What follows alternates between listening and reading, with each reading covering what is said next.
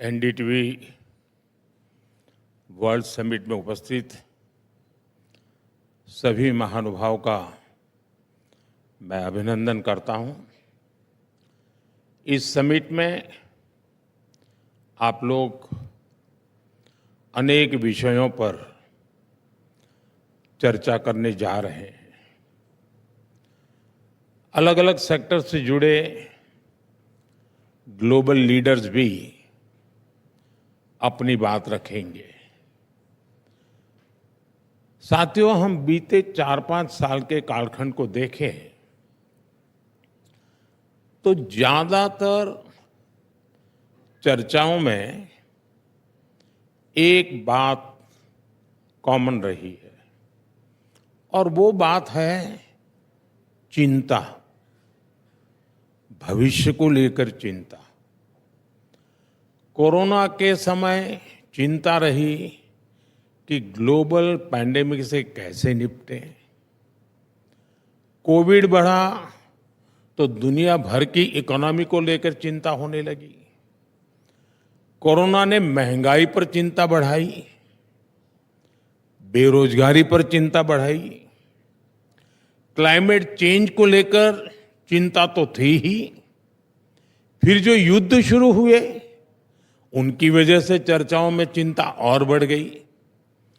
Global supply chain बिखरने की चिंता, निर्दोष लोगों की जान जाने की चिंता, ये तनाव, ये टेंशन, ये कॉन्फ्लिक्ट्स, ये सब कुछ ग्लोबल समिट्स और सेमिनार्स के विषय बन गए। और आज जब चर्चा का केंद्र चिंता ही है, तब भारत में किस तरह का चिंतन हो रहा है? कितना बड़ा कॉन्ट्राडिक्शन है। यहां चर्चा हो रही है द इंडियन सेंचुरी, भारत की शताब्दी। दुनिया में मची उथल पुथल के बीच भारत उम्मीद की एक किरण बना है।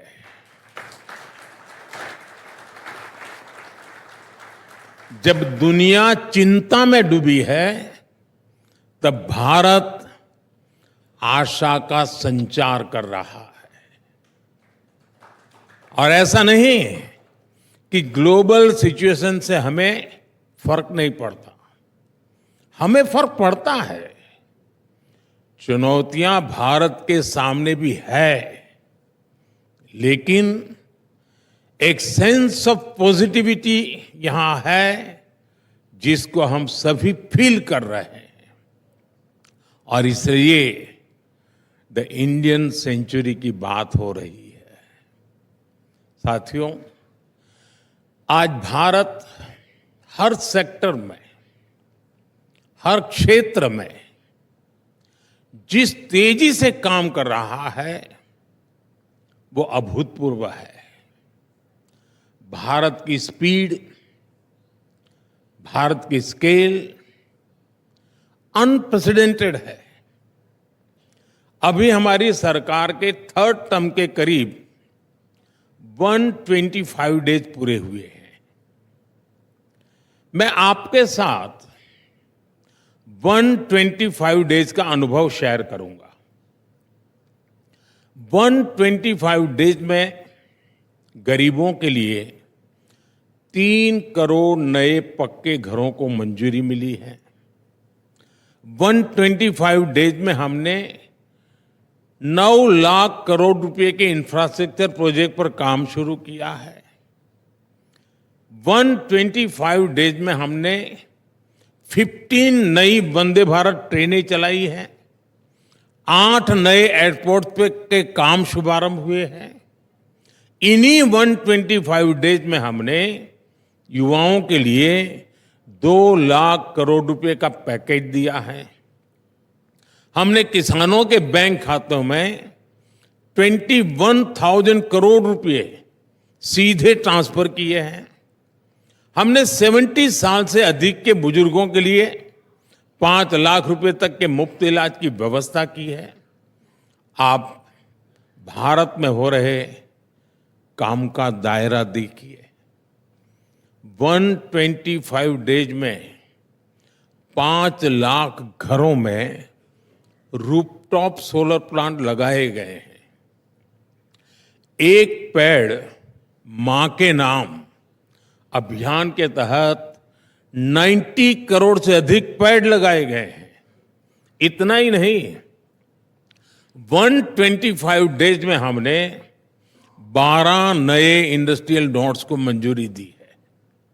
125 डेज में हमारे सेंसेक्स और निफ्टी में 6 से 7% की ग्रोथ हुई है।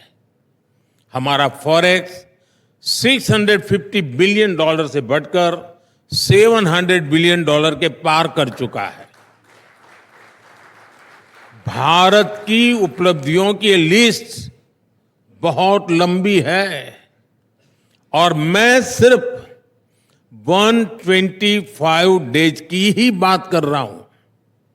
आपको ये बात भी नोट करनी होगी कि इन 125 डेज में दुनिया भारत में किन विषयों पर चर्चा करने आई। 125 डेज में भारत में कौन से ग्लोबल इवेंट्स हुए। भारत में टेलीकॉम और डिजिटल फ्यूचर पर चर्चा करने के लिए इंटरनेशनल असेंबली हुई। भारत में ग्लोबल फिनटेक फेस्टिवल हुआ। भारत में ग्लोबल सेमीकंडक्टर इकोसिस्टम पर चर्चा हुई। रिन्यूएबल एनर्जी और सिविल एविएशन के फ्यूचर की इंटरनेशनल कॉन्फ्रेंस भारत में हुई। फ्रेंड्स, ये सिर्फ इवेंट्स की लिस्ट नहीं है, ये भारत के साथ जुड़ी होप की भी लिस्ट है। इससे भारत की दिशा और दुनिया की आशा, ये दोनों समझ आती है। ये वो विषय हैं जो आने वाले समय में दुनिया का भविष्य तय करेंगे और इन विषयों की चर्चा के लिए आज दुनिया भारत आ रही है। साथियों, आज भारत में इतना कुछ हो रहा है। हमारे तीसरे टर्म में जो गति भारत ने पकड़ी है, उसे देखकर बहुत सी रेटिंग एजेंसीज ने भारत का ग्रोथ फोरकास्ट और बढ़ा दिया है। यहां जो भारत को सबसे ज्यादा प्यार करते हैं, ऐसे श्रीमान मार्क मोबियस जैसे पार्टी एक्सपर्ट यहां मौजूद है। वो जिस प्रकार भारत में होने वाले इन्वेस्टमेंट को लेकर उत्साहित है, उसका बहुत महत्व है। जब वो ग्लोबल फंड्स को कहते हैं कि अपना कम से कम 50% फंड भारत के शेयर मार्केट में इन्वेस्ट करे, तो इसका एक बड़ा मतलब है, बहुत बड़ा मैसेज है। साथियों, भारत आज एक विकासशील देश भी है और उभरती हुई शक्ति भी है। हम गरीबी की चुनौतियां भी समझते हैं और प्रगति का रास्ता बनाना भी जानते हैं। हमारी सरकार तेजी से नीतियां बना रही है, निर्णय ले रही है, नए रिफॉर्म्स कर रही है। हालांकि पब्लिक लाइफ में कई बार मुझे भांति भांति के लोग मिल जाते हैं। कुछ लोग कहते हैं, मोदी जी 3 बार लगातार सरकार तो बना ली, इतने सारे काम तो कर ही लिए, तो इतनी दौड़ धूप क्यों करते रहते हो, क्या जरूरत है। दुनिया की 5वीं बड़ी इकोनॉमी बन गए, इतने माइलस्टोन है, इतने पेंडिंग डिसीजन आपने ले लिए, इतने सारे रिफॉर्म्स कर लिए, अब क्या जरूरत है इतनी मेहनत की। ऐसा कहने वाले मुझे ढेर सारे लोग मिलते हैं, लेकिन जो सपने हमने देखे हैं, जो संकल्प लेकर के हम चले हैं उसमें न चैन है न आराम है।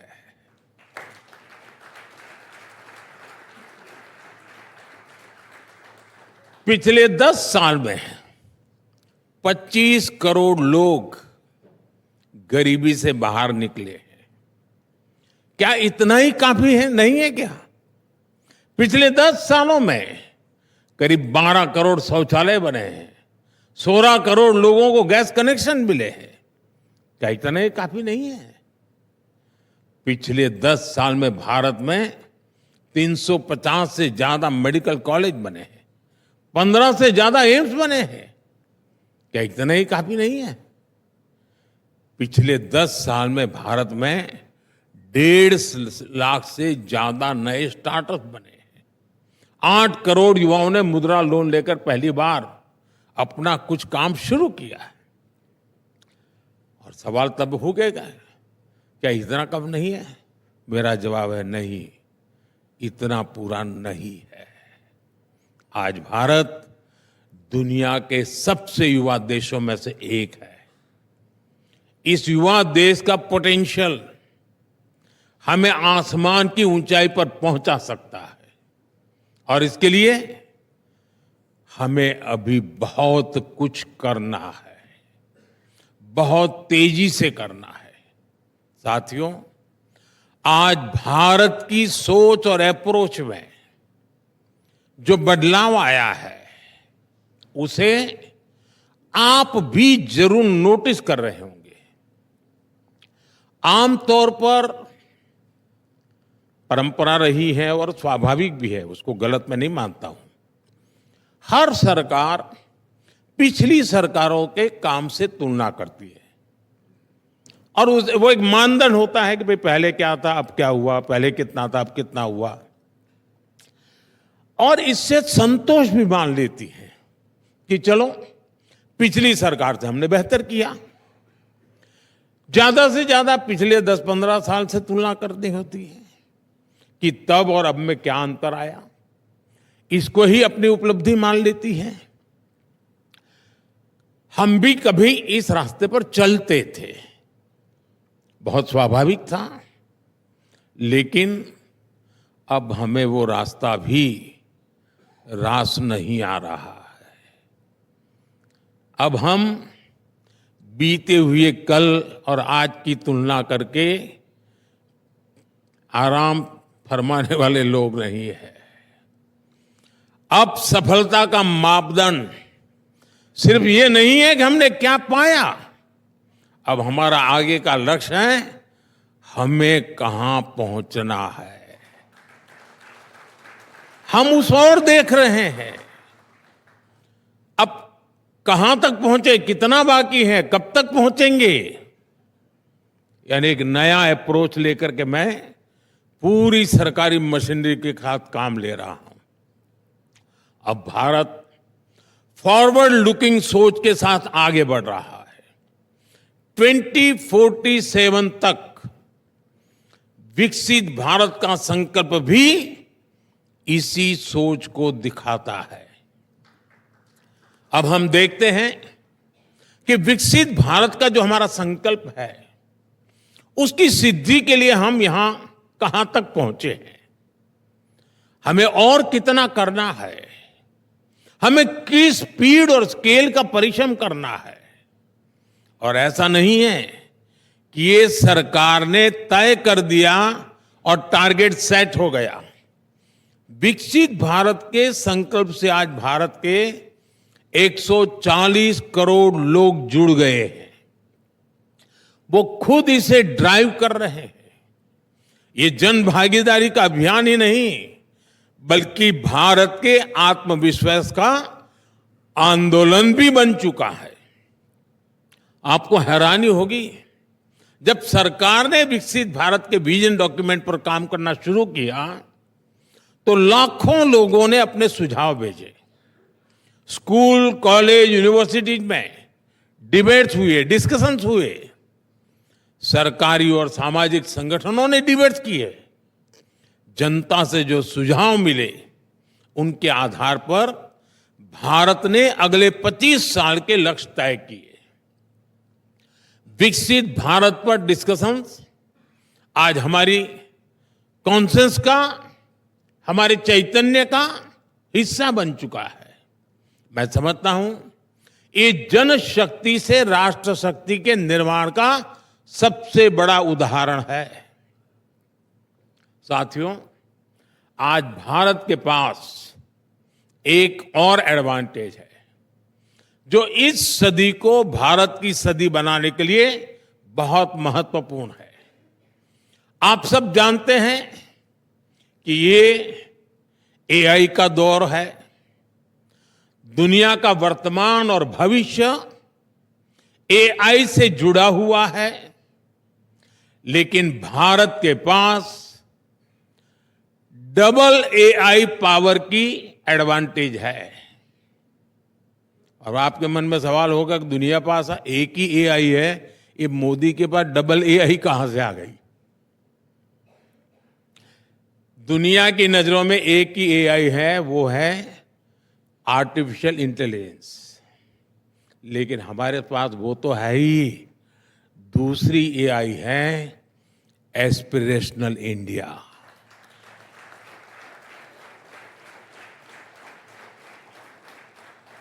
जब एस्पिरेशनल इंडिया और आर्टिफिशियल इंटेलिजेंस की ताकत मिलती है, तब विकास की गति भी तेज होनी स्वाभाविक है।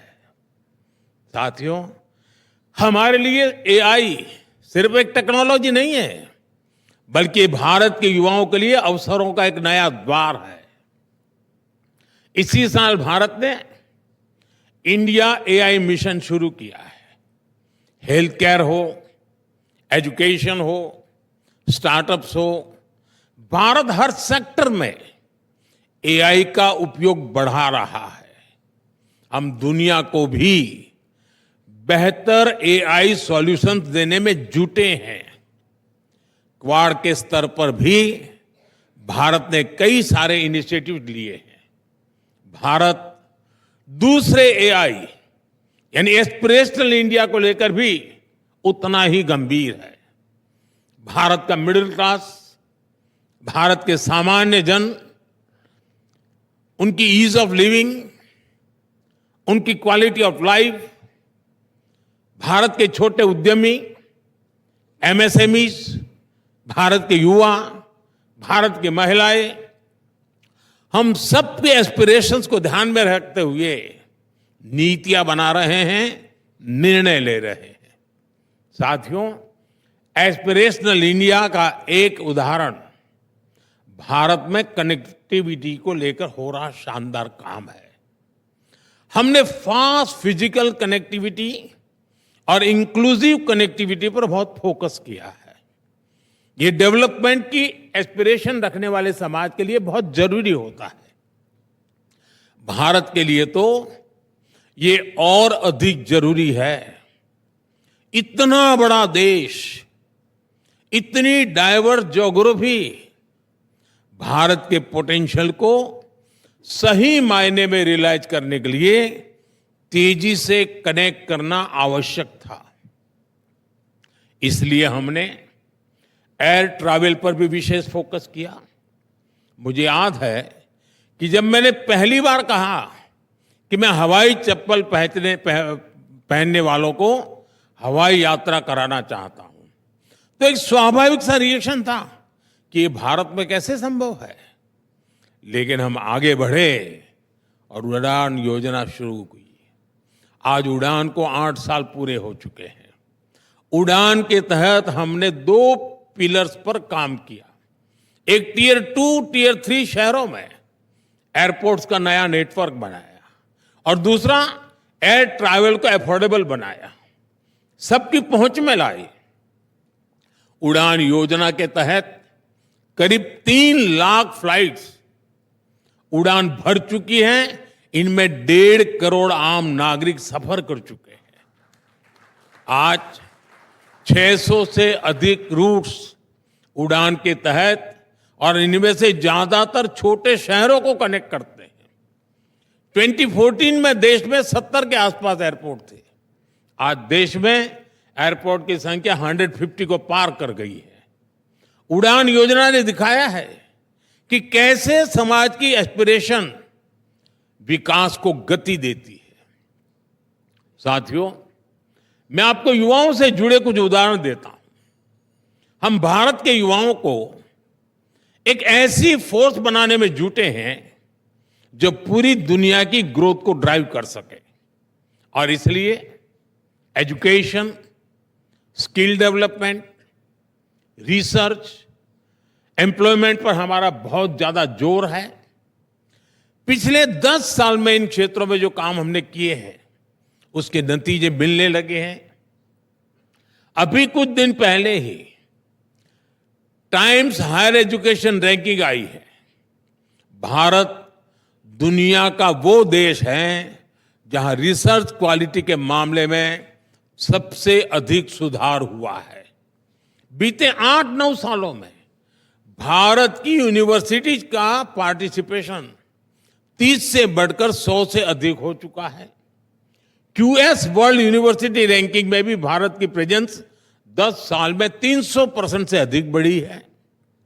आज पेटेंट्स और ट्रेडमार्क्स की संख्या ऑल टाइम हाई पहुंच रही है। आज भारत दुनिया के लिए R&D का एक बड़ा हब बनते जा रहा है। दुनिया की करीब 2,500 कंपनियों के रिसर्च सेंटर भारत में है। भारत में स्टार्टअप इकोसिस्टम भी, उसका भी अभूतपूर्व विस्तार हो रहा है। साथियों, भारत में हो रहे हैं ये चौतरफा परिवर्तन दुनिया के लिए भी विश्वास का आधार बन रहे हैं। आज बहुत सारे विषयों में भारत ग्लोबल फ्यूचर को दिशा देने में लीड ले रहा है। दुनिया को लगता है कि भारत संकट के समय का साथी है। आप कोविड का वो दौर याद कीजिए। जरूरी दवाओं की, जरूरी वैक्सीन की हमारी जो कैपेसिटी थी, उससे हम भी करोड़ों डॉलर कमा सकते थे। उससे भारत का फायदा होता, लेकिन मानवता हार जाती। ये हमारे संस्कार नहीं है। हमने दुनिया के सैकड़ों देशों को संकट के समय दवाई पहुंचाई, जीवन रक्षक वैक्सीन पहुंचाई। मुझे संतोष है कि कठिन समय में भारत दुनिया के काम आ पाया। साथियों, भारत टेकन फॉर ग्रांटेड रिश्ते नहीं बनाता। हमारे रिश्तों की बुनियाद विश्वास और विश्वसनीयता के आधार पर है, और ये बात दुनिया भी समझ रही है। भारत एक ऐसा देश है जिसकी प्रगति से दुनिया में आनंद का भाव आता है। भारत सफल होता है, विश्व को अच्छा लगता है। अब चंद्रयान की घटना देख लीजिए, पूरे विश्व ने उसको एक उत्सव के रूप में मनाया। भारत आगे बढ़ता है तो जलन का, ईर्ष्या का भाव नहीं पैदा होता। हमारी प्रगति से दुनिया खुश होती है, क्योंकि भारत की प्रगति से पूरी दुनिया को फायदा होगा। हम सब जानते हैं कि कैसे अतीत में भारत ग्लोबल ग्रोथ को बढ़ाने वाली एक पॉजिटिव फोर्स था। कैसे भारत के आइडियाज, भारत के इनोवेशंस, भारत के प्रोडक्ट्स ने सदियों तक दुनिया पर अपना प्रभाव छोड़ा था। लेकिन समय बदला, भारत ने गुलामी का लंबा कालखंड देखा और हम पिछड़ते चले गए। इंडस्ट्रियल रिवॉल्यूशन के समय भी भारत गुलाम था। गुलामी के कारण हम औद्योगिक क्रांतियों का फायदा नहीं उठा पाए। वो समय भारत के हाथ से निकल गया। लेकिन अब आज ये भारत का समय है। ये इंडस्ट्री 4.0 का दौर है। भारत अब गुलाम नहीं है।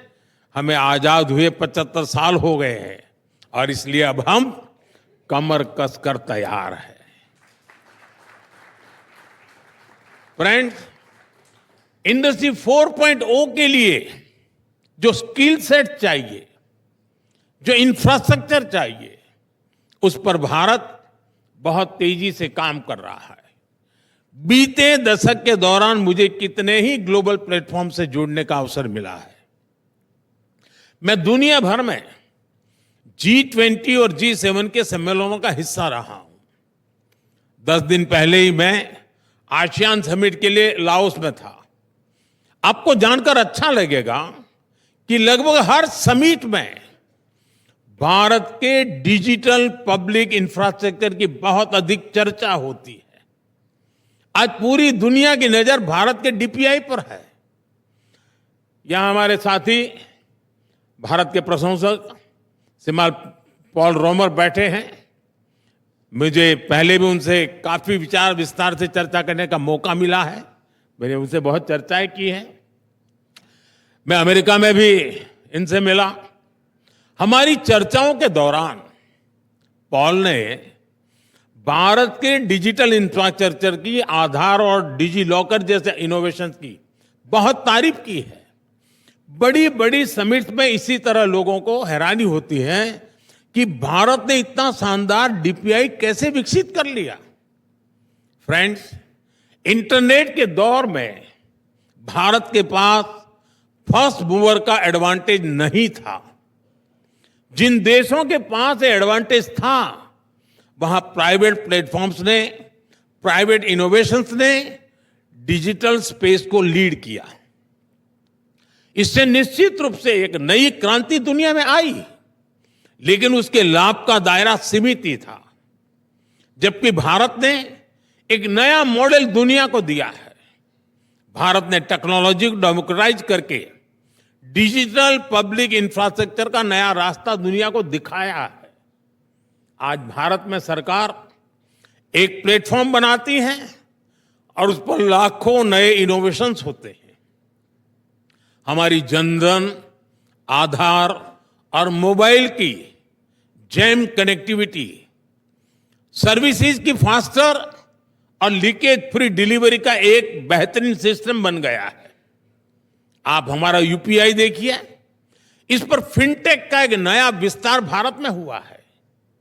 यूपीआई के कारण आज हर रोज 500 मिलियन से ज्यादा के डिजिटल ट्रांजैक्शन हो रहे हैं।